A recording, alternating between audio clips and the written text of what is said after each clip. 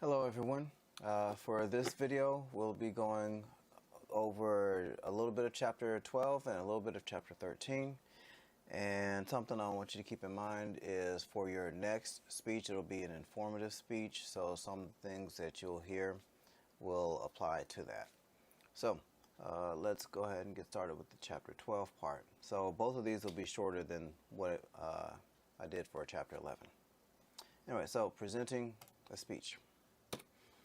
So these are just some tips that you may want to keep in mind when coming up with a speech, and yeah, let's just go for it. So being correct in your grammar, your word pronunciation, things like using bad grammar or pronouncing a word wrong. For people who know it, it will cause you to lose credibility, which means people may think that they shouldn't listen to you because you may not be able to say a word correctly. Or using the wrong word. Let's see. Yeah, like I said, it can cause misunderstandings, or people just don't believe that you really are, someone who should be talking about whatever it is that you're talking about. Also, being specific. So, extra stories, extra going off on tangents. Eliminate all those unnecessary words. Abstract language that doesn't really describe what it is that you want or need or whatever you're trying to say, try to lose those. And acronyms and abbreviations, if it's something that's common, say like FBI, people know that FBI stands for Federal Bureau of Investigation. You don't really have to spell that out. But if it's something else that's specific to maybe whatever your major is, and you're talking to people outside of that major, then you need to say what it actually stands for. So you want to be careful about using conversational language. So for those of you, I don't know, maybe you're an English major or you've just taken a lot of English composition classes, the way you write and the way you speak are two different things. So when you're preparing a speech, you need to use language that's better for a conversational oral style, not something that's written, because I'm sure you've read stuff in textbooks or maybe some type of scholarly journal, and it's written specifically for people of that, of that field. But also it's something that you can go back and read again if you didn't quite understand or grasp the meaning of it, and it wasn't something that sounded like a conversation. So imagine, I don't know, say an instruction manual. That is definitely not a conversation. So some characteristics of the oral style: may use informal language. It's okay. Now don't get too relaxed. Also, written style may use a lot of technical language, so you may need a glossary just to understand everything. Simple sentence structure. This is very important. So try to think of, if you're coming up with a sentence, to have one thought per sentence. This is something that in my mass communications classes, that's my area when I'm not teaching oral comm, when I teach students how to write scripts for television. One of the things that I have them do for writing news scripts for television is, when you're writing sentences, you don't want to have a long sentence with a lot of conjunctions such as and, however, but also, on the other hand, you don't want to be combining a whole bunch of thoughts with, a whole bunch of sentences with, you don't want to combine a whole bunch of sentences, a whole bunch of thoughts. You just want to try to have one thought per sentence. So if you have a simple sentence structure, it's easy for people to understand. If you have a really long sentence and people have to understand what you said at the very beginning of the sentence and still keep that in mind at the very end of a very long sentence, then it's going to be hard for them to understand and keep up, and therefore you're going to lose them. Personally tailored messages. So I don't know how long you've been at UAPB, but usually when there's a guest speaker, you've noticed that they may say something. I'm trying to think, when it was when Jasmine Guy from A Different World came to UAPB, she didn't go to an HBCU, but her parents went to HBCUs. She grew up around the HBCU culture, so she kind of put that into her speech to tailor it for the UAPB audience. Now, if she went to, I don't know, UALR or Euler in Little Rock, that probably would not have made it into the presentation that she gave. Repetition and restatement.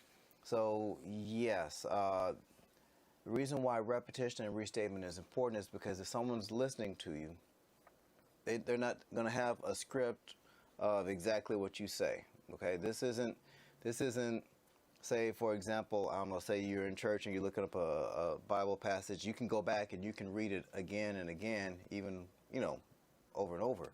But if you're just listening to someone, then you have to be able to understand what they're saying. You have to drive the point home over and over again. So if it's something that's really important, that it sticks with that person. So it may be just a simple phrase that you want them to remember. So, and it's simple and it's said over and over again. So,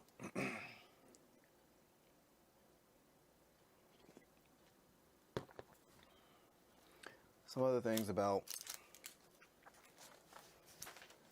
using effective language with the being distinctive. Now you can appealing to senses. So we all have senses like, I don't know, visual, imagining what something looks like, imagining what something smells like, tastes like, that type of thing. So I'm going to go over a couple of examples. This is in your textbook on page 338 if you want to turn to that page. So appealing to senses, using language that appeals to one or more senses can bring the object to life, invoke passion, or entertain. Although not every sentence should use a sensory appeal. Watch for some ordinary statements that you can turn into sensory images. Some examples are for sight or visual, to make a visual comparison between things or to restore visual image from memory. Example of that would be the water on the floor glimmered in sunlight. So you can kind of imagine that type of thing. Or auditory. An example of that would be as the wind blew, you could hear the cracking and splitting of the tree limbs. Or olfactory, having to do with smell. My favorite memory is the cool, leathery smell of the brand new football my dad gave me when I was 8. And they have other things for taste and tactile and all that other stuff. Let's see, appealing senses. Next would be embellishing language. So some of the tropes, now you can use technical techniques called tropes to embellish, enhance ordinary words. The following table explains the most common tropes. So simile, for example, an explicit comparison. This is on page 339, by the way.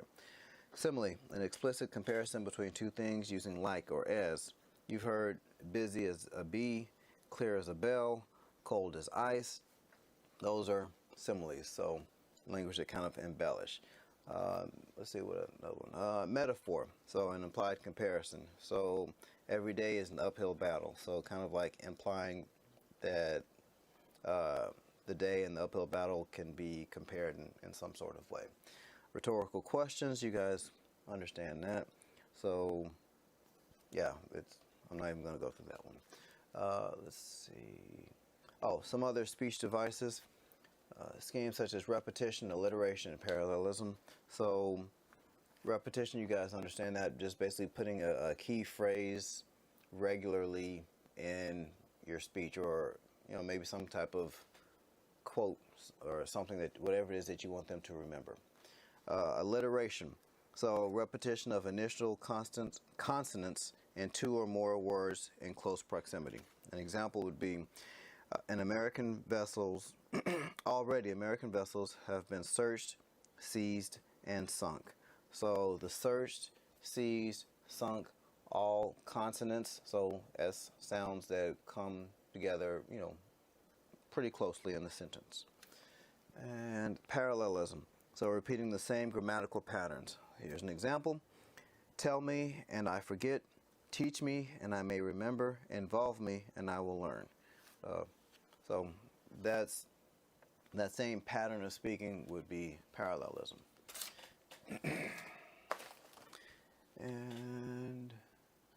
think was there. Oh, the methods of delivery. This is something very important that you definitely need to remember.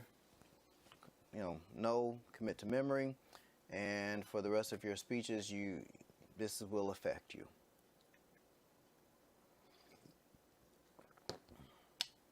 So, the type of speaking that I want you doing for the rest of your speeches, there's not that many of them, will be extemporaneous. So that's the one where you have speaking points. So this is the one where you know what you're going to say, but you don't write out every single thing on your note cards. You just have maybe a sentence or a phrase that brings one particular point or sub point to memory, and then you say what you have to say about that, and then go on, briefly look down to the next sentence, and then elaborate on that one. So that's the way that I want the rest of your speeches for this class. Use that method. Okay, I will be deducting points if you do something else. If you do any of these other ones, the manuscript, memorized, impromptu, I will know. I've seen enough speeches to know when you're not doing that. So manuscript, that's basically reading a speech word for word. So you may have seen some of this when, say, an apology or some statement that's issued by some public relations person, where they're just reading a prepared statement. That's manuscript. So just looking down and reading the whole time, you don't want to do that. You're not really connecting with people. You're just blurting out information. Memorized. So that's when you have your entire speech memorized and you say it word for word from what you've remembered in your mind. So I don't know if any of you have had the experience of doing Easter speeches in church. I don't know if that gets done too much anymore, but it was something where you'd had to memorize some poem or something, and you'd have to say the whole thing, and you might look up at the ceiling or whatever while you say it, because it's something that you memorized. Don't do that. Okay. So impromptu, with this type of speaking, I'm trying to think, maybe debate team. I was never on a debate team, but from what I do know, they have to, they have a topic, they have a little bit of time to prepare, and then they have to speak convincingly on it. So I don't think they get days and weeks to prepare or whatever it is that they're going to talk about. So yes, with impromptu, it may be, say, in an interview, defend your position on such and such, or whatever. So you have little to no preparation. So if we were in a classroom and I'd say, okay, it's Monday, or I'm going to pick two people, and I want you to tell me the most enjoyable things that you did over the weekend. So, and you don't know who I'm picking on, and then I pick on, you, whoever. And they have to, they have maybe 2 minutes before they have to speak. That'd be an example of impromptu speaking. So, yep. So that, I believe, is it for the chapter 12 portion. Now let's go on to chapter 13. Let's see. Yep.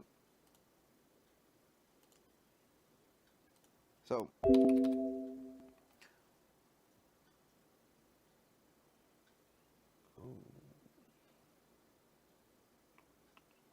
is it?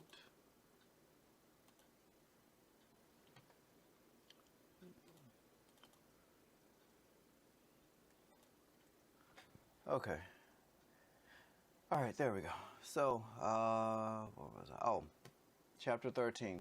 So, the next speech that you'll be doing for this class will be an informative speech. So that one will be where you basically tell me about something. It could be, I don't know, it could be something historical, like the events that led up to a particular war, or it could be the key elements of this particular whatever. So anyway, so let's get to the informative stuff. So with your informative speech, you do want to give them stuff that they probably didn't know before. So yeah, Skills, understanding about the current, yeah. Yeah, and you do want to increase their knowledge of whatever it may be. Now, for your informative speech, you don't have to say, message me and say, "Hey, Mr. Schmel, do you know about such and such?" Because that's what I was going to do my speech on, and I say, "Yes, I knew about it," and then you can't do the speech. No, no, you can. If you can inform me on it, you can do that for your informative speech. But you do, probably want to remember this definition for future tests. Future test. So, so there's different types of informative speaking. Now we're talking about things that are outside of just this oral comm class.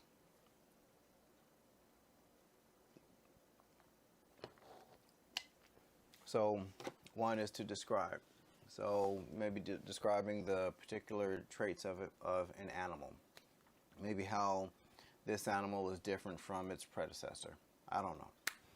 So instructing. So, and you can teach or demonstrate a process. Explaining. So maybe there was some type of misunderstanding, maybe some type of perceived conflict. Well, it may be that you need to go in and clarify some things. Speaking to report, that's something that would happen maybe in a job situation. So maybe how progress is going on this particular campaign or this particular whatever it is that you may be working on. Let's see. So some more examples of describing. So describing the features of a GoPro would be example of one. Instruct creative ways to wrap a gift. Explaining. So let's see, principles of Islam or current issues related to illegal immigration. That would be a pretty good one.